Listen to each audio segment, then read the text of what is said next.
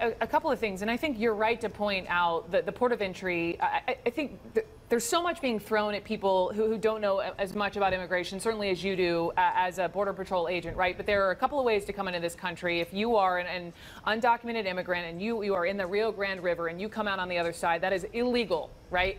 If you are coming across from, even say, if you're a U.S. citizen and you do that, it's illegal. It's illegal. It's illegal. If you are coming across let's say the Matamoros Mexico bridge on over to Texas, across that bridge at that port of entry, and you're seeking asylum, that is legal. I know you have to be inspected, and the process needs to happen to be appropriate. But the problem is, even in some of those cases, those families, I talked to an NPR reporter yesterday, some of those families are being turned away, and it's not just a day delay, it's an indefinite delay. Well, and therein lies the problem. We've had this situation going on for 4 years now, and for some reason we haven't fixed it. I don't think you can necessarily blame it on one administration or the other.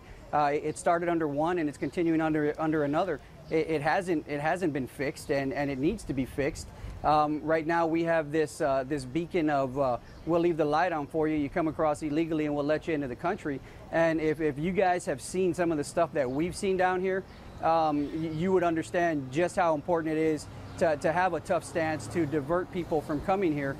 When you see a 12-year-old girl with a Plan B pill, or with their parents put her on birth control because they know that's getting violated as part of the journey, that's just a terrible way to live. When you see a 4-year-old girl traveling completely alone with just her parents' phone number written across her shirt, I mean, come on now, something needs to be done. We had a 9-year-old boy last year have a heat stroke and die in front of us with no family around, and that's because we're allowing people to continue to take advantage of this system. And let's be honest here, if we want this law changed, then we need to, that's on Congress. That's on nobody else but Congress. They need to come in there, they need to get to work, and they need to change this law. Until then, us as Border Patrol agents, we have a duty to enforce these laws, and we'll continue to do it until they change this law, and hopefully they will.